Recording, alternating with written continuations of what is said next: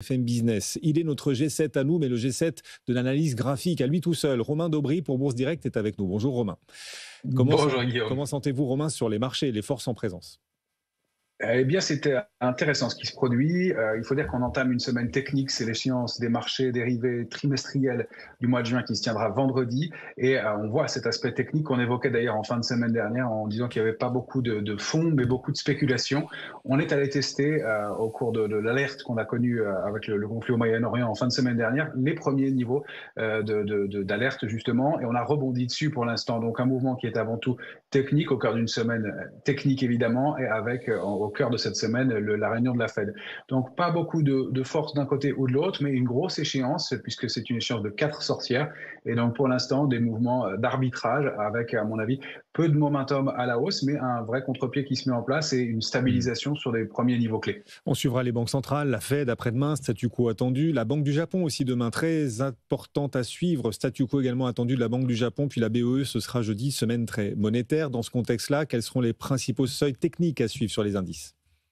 Alors, du côté des indices américains, sur le S&P, on a été testé 5970 parfaitement au cours de la petite alerte. On a rebondi sur ce niveau-là. On est en train de tester une résistance charnière, c'est 6050 points. Il faut qu'on réussisse à se réinstaller au-dessus pour aller chercher les extensions situées en direction de la zone 6124, 6160 points. Si on regarde le DAX, on est bloqué dans un grand trading range. On a aussi été chercher la borne basse parfaitement, 23 475 points vendredi. On rebondit sur ce niveau. La borne haute et le niveau de réactivation, il est relativement lointain, c'est 24 470 points.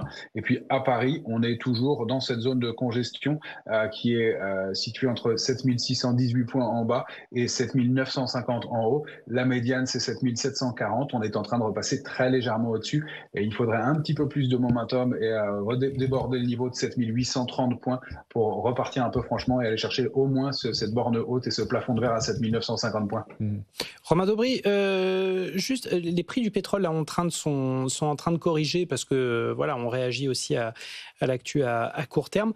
Maintenant, vous nous dites attention, il y a peut-être en jeu la réactivation d'une forte dynamique haussière.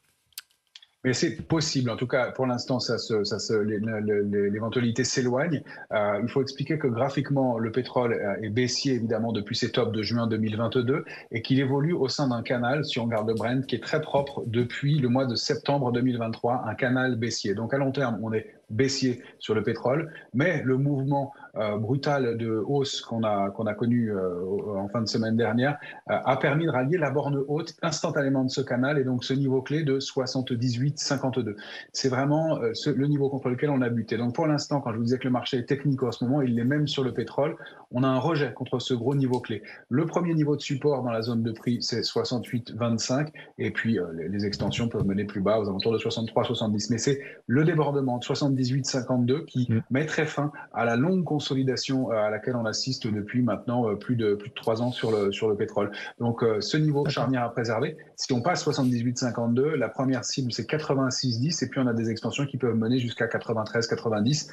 Ça c'est le risque haussier. Pour l'instant, effectivement, avec la séance et la détente du jour, on s'en éloigne. Merci Romain. Romain Daubry depuis Bourse Direct. On vous retrouvera à la clôture des marchés tout à l'heure. On a des indices américains qui progressent, les trois de plus d'1% chacun et surtout le Nasdaq plus 1,2%.